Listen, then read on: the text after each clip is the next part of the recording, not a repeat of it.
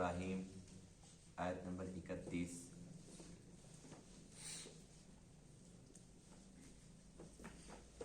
اعوذ باللہ من الشیطان الرجیم، بسم اللہ الرحمن الرحیم۔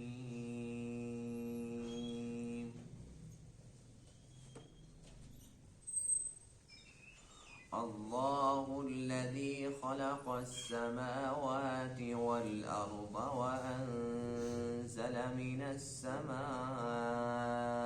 ماء فأخرج به من الثمرات رزقا لكم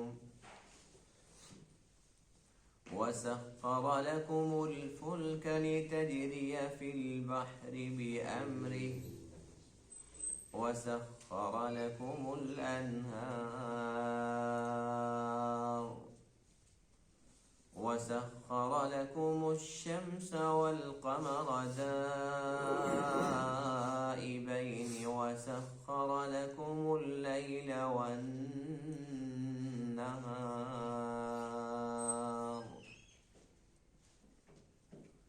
وآتاكم من كل ما سألتموه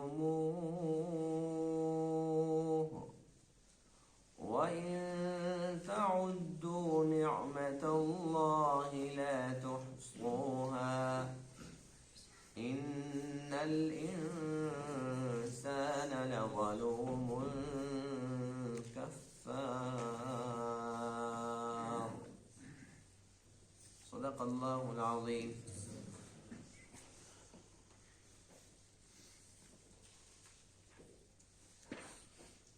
آج کے درس میں آیت کریمہ میں اللہ تعالیٰ کی قدرت کی چند نشانیوں کا تذکرہ ہے، جس میں انسان کو غور و فکر کی دعوت دی گئی۔ دوسرا یہ کہ اللہ تعالیٰ نے جن اپنی قدرت کی نشانیوں کا تذکرہ فرمایا آیت کریمہ کے اندر، ان تمام کا جو بھی چیزیں پیدا فرمائی یہ ساری کے ساری اس انسان کے فائدے کے لیے ہیں۔ ان تمام کا نفع انسان ہی اٹھا رہا ہے۔ تو اللہ فرماتے ہیں کہ جب میری تمام ان نعمتوں سے مستفید تو ہو رہا ہے تو اس پر تجھے تو چاہیے کہ ایک تو اللہ تعالیٰ کی وحدانیت پر ایمان لے آئے، دوسرا یہ کہ ہر وقت اللہ کی بندگی میں ہی لگا رہے۔ اللہ فرماتے ہیں کہ میری نعمتیں اس انسان کے لیے اتنی ہیں کہ اگر یہ چاہیں بھی ان کو شمار کرنا تو ناممکن ہے، لیکن اس کے باوجود انسان اللہ کو نہیں مانتا۔ کچھ ایسے ہیں جو اللہ کو مانتے ہیں تو اسے وحدہ لا شریک نہیں مانتے، کچھ ایسے ہیں جو اللہ کو وحدہ لا شریک تو مانتے ہیں لیکن اللہ کی نہیں مانتے۔ یعنی بہر صورت انسان اپنی اکڑ دکھا رہا ہے، وہ بھی کس کو؟ اللہ کو، اپنے خالق اور مالک کو۔ تو یہ انسان کی بد نصیبی ہے۔ اللہ فرماتے ہیں کہ مجموعی طور پر جتنے بھی انسان ہیں وہ نا انصاف اور نا شکرے ہیں۔ اللہ کی بات جو حق سچ ہے، تو اس لیے ہمیں چاہیے کہ ہم بہر صورت اللہ تعالیٰ کی ان نعمتوں کو سامنے رکھتے ہوئے اللہ تعالیٰ کا شکر بجا لیں، کبھی بھی ناشکری کا بول ہمارے منہ سے نہ نکلے۔ اللہ الذی، اللہ وہ ذات ہے، خلق السماوات والارض، جس نے پیدا کیا آسمانوں کو اور زمین کو، وانزل من السماء ماء، اور اتارا آسمان سے پانی کو، فأخرج به من الثمرات رزقا لكم، پس نکالا اس پانی کے ذریعے پھلوں سے تمہاری روزی کو، وسخر لكم الفلك، اور مسخر کر دیا تمہارے لیے کشتیوں کو، لتجری فی البحر، تاکہ وہ چلیں سمندر میں، بامرہ، اس کے حکم سے، وسخر لكم الانہار، اور اللہ نے مسخر کر دی تمہارے لیے نہریں، وَسَخَّرَ لَكُمُ الشَّمْسَ وَالْقَمَرَ، اور مسخر کر دیا تمہارے لیے سورج اور چاند کو، دائبین، جو مسلسل چلنے والے ہیں، وَسَخَّرَ لَكُمُ اللَّيْلَ وَالنَّهَارَ، اور مسخر کر دیا تمہارے لیے رات اور دن کو، وَآتَاكُم مِّن كُلِّ مَا سَأَلْتُمُوهُ، اور اللہ نے عطا کیا تمہیں ہر وہ جو تم نے اس سے مانگا، وَإِن تَعُدُّوا نِعْمَةَ اللَّهِ، اور اگر تم شمار کرنا چاہو اللہ تعالیٰ کی نعمتوں کو، لا تحصوها، تم انہیں شمار نہیں کر سکتے۔ ان الانسان، بے شک انسان، لظلوم، البتہ نا انصاف ہے، کفار، نا شکرہ ہے بہت زیادہ۔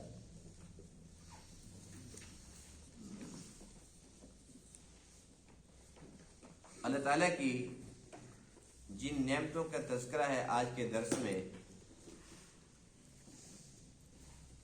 اللہ فرماتے ہیں کہ اے میرے بندے، یہ سورج، چاند، ستارے، آسمان و زمین، اور زمین پر پھل پھول، سبزیاں، اناج، یہ سارا کا سارا تیرے لیے۔ اگر اللہ نے آسمان کو بنایا، زمینوں کو بنایا، سورج چاند ستاروں کو بنایا، تو اللہ کو اس سے کیا ملتا ہے؟ اللہ کا اس میں کیا فائدہ ہے؟ کیا نفع اللہ تعالیٰ کا؟ ہر ایک چیز سے فائدہ تو انسان ہی اٹھا رہا ہے، اور اللہ تعالیٰ کا احسان عظیم ہے کہ اس نے بڑی بڑی نعمتیں پیدا فرمائی، کتنی بڑی بڑی نعمتیں ہیں، اور ساری کی ساری اس حضرت انسان کے لیے۔ فرمایا اللہ الذی خلق السماوات والارض، اللہ وہ ذات ہے جس نے پیدا کیا آسمانوں کو اور زمین کو۔ آسمان کتنی بڑی چھت ہے، خلق السماوات بغیر عمد ترونها، فرمایا کہ اتنی بڑی چھت ہے بغیر کسی ستون کے، تم اپنی آنکھوں سے اس کو دیکھ رہے ہو، جہاں بھی چلے جو ایک جیسی چھت ہے۔ اور جب سے اللہ نے اس کو پیدا فرمایا یہ ایسی ہی ہے، نہ کبھی یہ خراب ہوئی، نہ کبھی خراب ہو سکتی ہے، جب تک کہ اللہ کی چاہت نہ ہو۔ جب اللہ چاہے گا تو اس کو ایسے لپیٹ کے رکھ دے گا، ختم کر دے گا۔ تو یہ کیا چھت ہے؟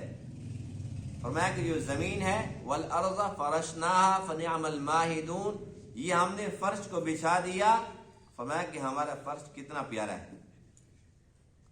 یہ اللہ کا فرش ہے، کتنا پیارا فرش ہے، کتنا بڑا فرش ہے۔ اس کو اللہ نے اتنا سخت بھی نہیں بنایا کہ کوئی اس سے فائدہ نہ اٹھا سکے۔ اگر سارے کے سارے جیسے پہاڑ ہوتے ہیں، اگر سارے کے سارے ایسے پتھر ہوتے، اس سے ہم فائدہ اٹھا سکتے تھے؟ یہ کھیتی باڑی، یہ پھول، اناج کچھ ہو سکتا تھا؟ اللہ فرماتے کہ اتنا میں نے اس کو سخت بھی نہیں بنایا اور اتنا نرم بھی نہیں بنایا کہ اس کے اندر کوئی دھنس جائے، کہ چل رہا ہے جو اتنی زمین نرم تھی وہ اندر ہی پھنس گیا بندہ۔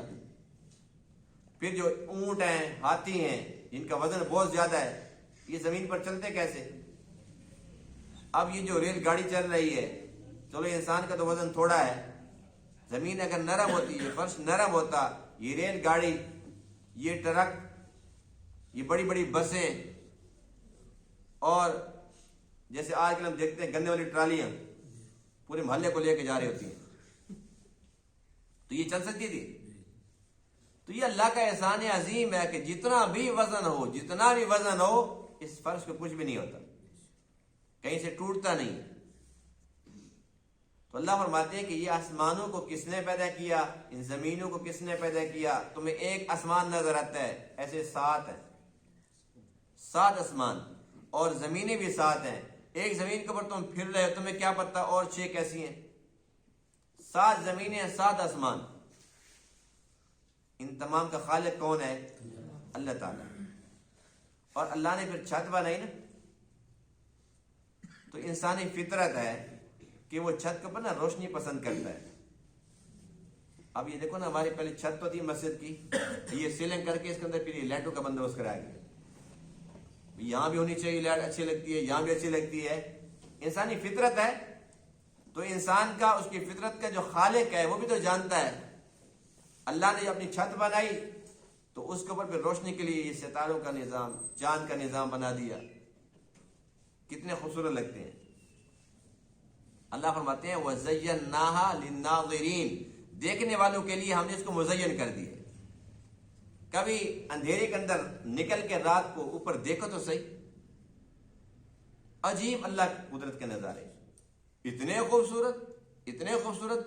آج کل تو ہم جس طریقے جن گھروں میں رہتے ہیں ہمیں یہ نظر ہی نہیں آتے، اور نہ اتنی کسی کے پاس فرصت ہے کہ اوپر دیکھے، دیکھتے کوئی نہیں ہے۔ لیکن پہلے زمانے کے اندر لوگ انہی سے ٹائم کا پتہ کرتے تھے، انہی سے راستوں کا پتہ کرتے تھے۔ اللہ فرماتے ہیں کہ میں نے ان کو بنا ہی اس لیے وَبِالنَّجْمِ هُمْ يَهْتَدُونَ، لوگ ان کو دیکھ کے نا وہ راستوں کا پتہ کر لیتے تھے۔ بہرحال اللہ نے کوئی بھی چیز بے مقصد نہیں بنائی۔ اگر شہروں کے اندر یہ رواج ختم ہو گیا ہے، لیکن آج بھی پہاڑی علاقوں کے اندر چلے جاؤ، جنگلوں میں دیہاتوں میں جو لوگ رہتے ہیں، آج بھی وہ ستاروں کو دیکھتے ہیں، کہتے ہیں نماز کا ٹائم ہو گیا ہے۔ ان کو دیکھتے ہیں، کہتے ہیں جی یہ سمت ہے قبلہ کی۔ وہ ساری چیزیں، سارے راستے انہی ستاروں سے ابھی بھی وہ محسوس کرتے ہیں۔ لیکن ہم یہ سمجھتے ہیں جی بس ایسے یہ تو خوبصورتی کے لیے شاید، بلکہ آج کل ہم نے سمجھے کہ بالکل بیکار ہے، خوبصورتی بھی نہیں، کچھ بھی نہیں، تو ایسے کھڑے ہوئے۔ بہرحال یہ اللہ کی قدرت کی نشانی ہے۔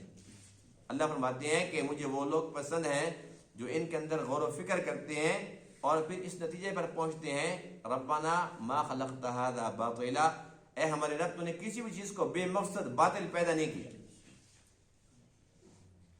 وَأَنزَلَ مِنَ السَّمَاءِ مَاءً، اللہ نے آسمان سے پانی کو اتارا، پھر اس پانی کے ذریعے پھلوں سے تمہیں روزی عطا فرمائی۔ یہ پانی کا نظام اللہ کے ہاتھ میں ہے، کتنا پیارا نظام ہے کہ ایک بندہ جب سے دنیا میں آتا ہے جب تک اس کی زندگی ہے کتنا پانی استعمال کرتا ہے، کوئی حساب و کتاب نہیں ہے۔ کسی بندے کے بارے میں کوئی اور حساب و کتاب بھی نہیں کر سکتا، نہ وہ خود کر سکتا ہے کہ اس نے کل کتنا پانی استعمال کر لیا۔ اللہ کے علم میں نہیں ہے۔ اگر ایک پانی کا نظام اللہ بندے کے سپرد کر دیتا کہ بھئی جب تک تو نے زندہ رہنا ہے یہ لے تیرا پانی، تو جانے اور تیرا پانی جانے، اس کو سنبھال کے رکھ۔ اب اسی ایک بات کے اندر ہم سارے کے سارے عاجز آ جاتے۔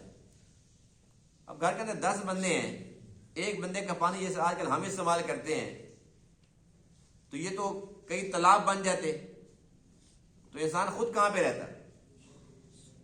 اللہ کا نظام کتنا پیارا ہے، زمین کے اندر اس کو بند کر دیا، محفوظ کر دیا، اس کو ذخیرہ کر دیا، اور اتنی سہولیات ہیں۔ آج کل بس بٹن چلاتے ہیں اور پانی نکلنا شروع، جتنا ضرورت ہے نکال لو، پھر باقی بٹن بند۔ اندر کتنا باقی بچا ہوا ہے ہمیں یہ بھی پتہ نہیں ہے، کتنا نکالے یہ بھی پتہ نہیں ہے۔ تو ایک پانی کا نظام یہ اللہ تعالیٰ کی قدرت کی ایک بہترین نشانی ہے۔ انسان اسی قدر غور و فکر کرے تو اللہ تعالیٰ سے پیار آ جائے کہ اللہ تعالیٰ کتنا پیارا ہے، اس کا نظام کتنا پیارا ہے۔ اب بارش آتی ہے کسی جگہ پر اور پانی وہ چلتے چلتے پہنچ جاتا ہے کسی کی زمین پر، برف باری کہاں پہ ہو رہی ہے، اور جب گرمی آئے گی سورج کے ذریعے پھر وہ پانی بنے گا، اور پانی پھر وہ ندی نالوں سے ہوتا ہوتا ہوتا وہ کہیں سے کہیں پہنچ جائے گا دریا کے اندر، دریا سے پھر وہ سمندر کے اندر، راستے کے اندر کتنی زمینیں سیراب ہوئی، یعنی برف باری کہاں پہ ہوئی تھی اور کتنے ہزار کلومیٹر دور وہ پانی پہنچا اور کتنوں کو اس سے فائدہ ہوا۔ تو یہ اللہ تعالیٰ کی قدرت کی نشانیوں میں سے ایک نشانی ہے۔ کسی انسان کے بس میں یہ نظام ہے ہی نہیں۔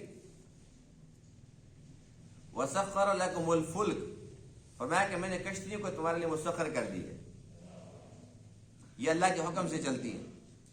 پہلے تو کشتیاں ہوتی تھی نا، آج کل جو یہ باری بیڑے ہیں، جو جنگی بیڑے ہیں، یہ تو حقیقتاً اگر یوں کہا جائے کہ یہ چلتا پھرتا شہر ہے تو بے جا نہیں ہوگا۔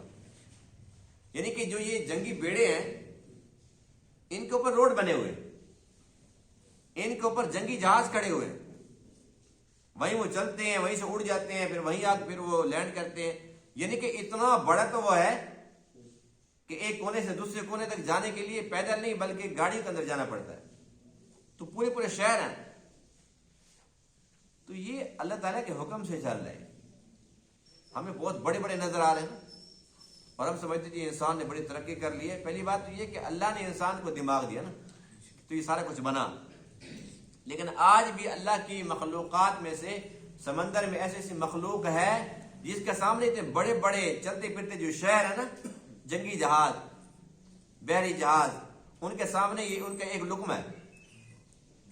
اتنی بڑی بڑی مچھلیاں وہ چاہیں تو ان کے سامنے ہو جائیں تو یہ وہاں سے گزر نہیں سکتے. تو یہ اللہ کی مخلوق اتنی بڑی ہے تو اللہ کتنا بڑا ہو. تو اللہ فرماتے ہیں کہ اے میرے بندے، یہ تو ہمارا حکم ہے کہ تو سمندر کے اندر بھی چل رہا ہے، تو ہوا کے اندر بھی اڑ رہا ہے، تو مریخ تک بھی پہنچ چکا ہے، تو خلائی سفر بھی کر رہا ہے. اللہ فرماتے ہیں کہ اے میرے بندے، یہ سارے کا سارا میرے حکم سے ہو رہا ہے.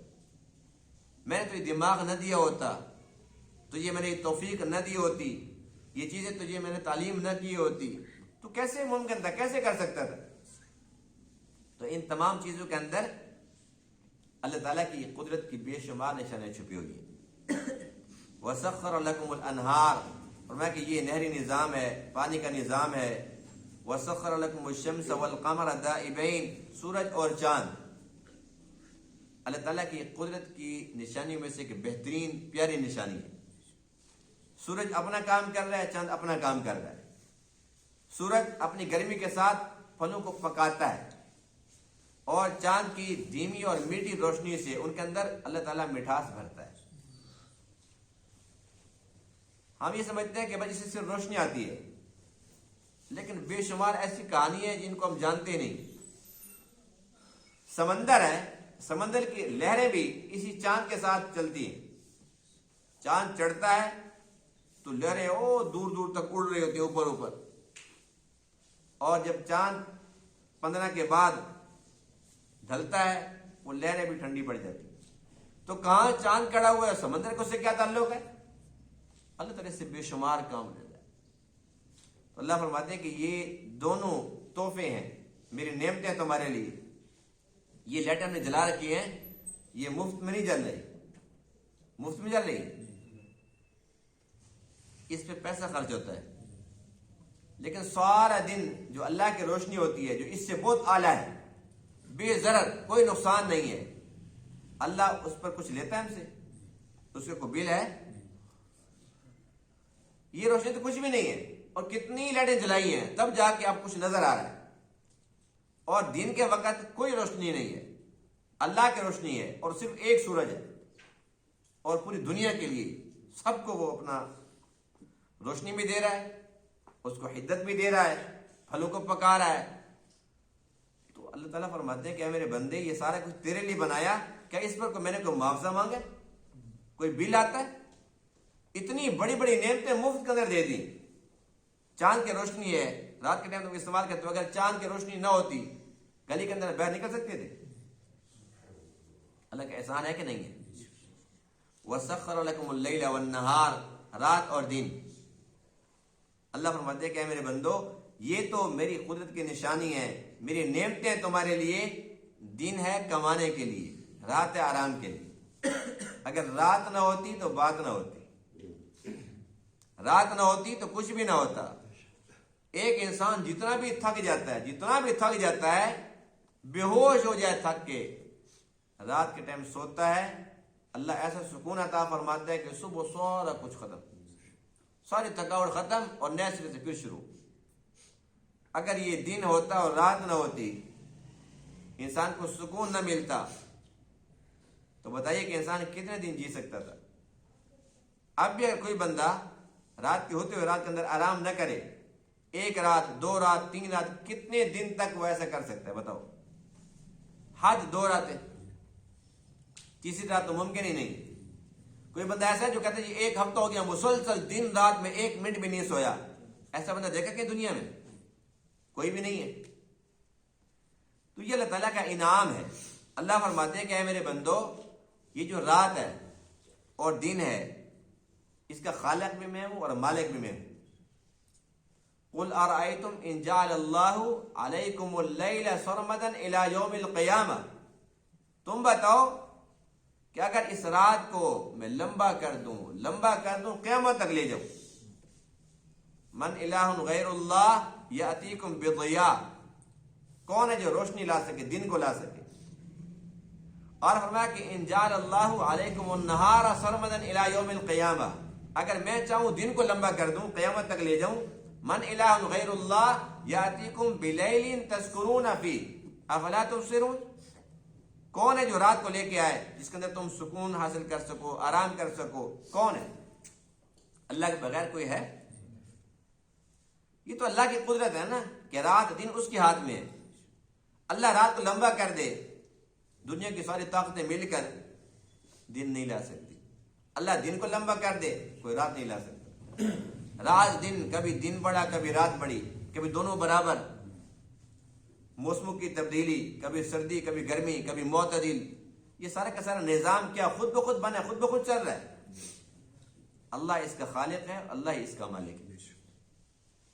پھر اللہ فرماتے ہیں کہ اے میرے بندو وَآتَاكُم مِّن كُلِّ مَا سَأَلْتُمُوهُ، جو تم نے مانگا میں نے دیا، جو بھی تم مجھ سے مانگتے ہو تمہیں دے دیتا ہوں، سارا نہ صحیح کچھ دے دیتا ہوں۔ ایک بندہ کہتا ہے مجھے یہ بھی مل جائے وہ بھی مل جائے، اور کہ جتنا تمہیں ضرورت ہے اتنا تو میں تمہیں دے ہی رہا ہوں، خواہش کے مطابق نہیں لیکن ضرورت کے بقدر تمہیں دے ہی رہا ہوں۔ لیکن سارا کچھ تو نے استعمال بھی کیا، کشتیوں کے اوپر سفر بھی کیا، نہروں سے بھی فائدہ اٹھایا، بارش کے پانی سے بھی فائدہ اٹھایا، زمینی پانی سے بھی فائدہ اٹھایا، سورج چاند ستاروں سے بھی فائدہ اٹھایا، دن رات سے بھی تم نے فائدہ اٹھایا، سارا کچھ تم نے استعمال کیا۔ لیکن یہ بات ہو کہ جو تمہاری ڈیوٹی تھی اللہ کی بندگی کرنا، کیا اپنی وہ ایک ڈیوٹی تم نے نبھائی؟ اللہ کو پہچانا، اس سے محبت کی، اس کی بندگی کی، اس کی وحدانیت پر تمہارا ایمان ہے؟ اللہ فرماتے ہیں کہ یہ تو میں نے چند چیزیں گنوائی ہیں، یہ تو تھوڑی چیزیں گنوائی ہیں نا، سورج چاند ستارے۔ فرمایا کہ وَإِن تَعُدُّوا نِعْمَةَ اللَّهِ لَا تُحْصُوهَا، جو میری ساری کے ساری نعمتیں ہیں، میرے احسانات ہیں، انعامات ہیں تمہارے اوپر، انہیں شمار کرنا بھی چاہو تو ناممکن۔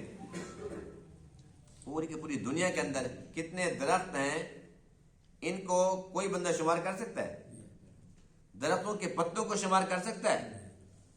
دنیا کے اندر جتنے ریت کے ذرے ہیں انہیں کو گن سکتا ہے؟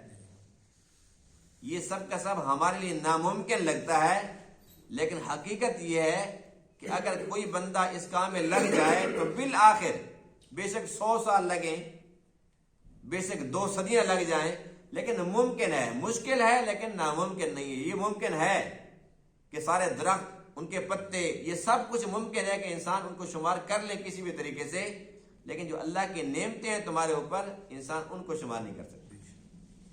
اللہ کی اتنی نعمتیں، ایک آنکھ کے اندر کتنی نعمتیں، کانوں کے اندر کتنی نعمتیں ہیں، دل کے اندر کتنی نعمتیں ہیں، گردوں کے اندر کتنی نعمتیں ہیں، پھیپھڑے کے اندر کتنی نعمتیں ہیں۔ یعنی کہ انسان کے اندر جو یہ کھربوں ڈالر کے خزانے چھپے ہوئے ہیں نا، کھربوں ڈالر کے، ہمیں ملے ہیں مفت کے اندر نا، پتہ نہیں ہے۔ کبھی اللہ تعالیٰ توفیق دے رہے ہیں انسان کبھی کہیں سے گزر رہا ہو، بندہ یہ نہیں کہ خصوصی طور پر بندہ وہاں جائے، لیکن ویسے کہیں سے بندہ گزر رہا ہو تو کہیں پر جا کر دیکھے جو آنکھوں والا اسپتال ہے کہ وہاں پر کیا معاملات ہیں۔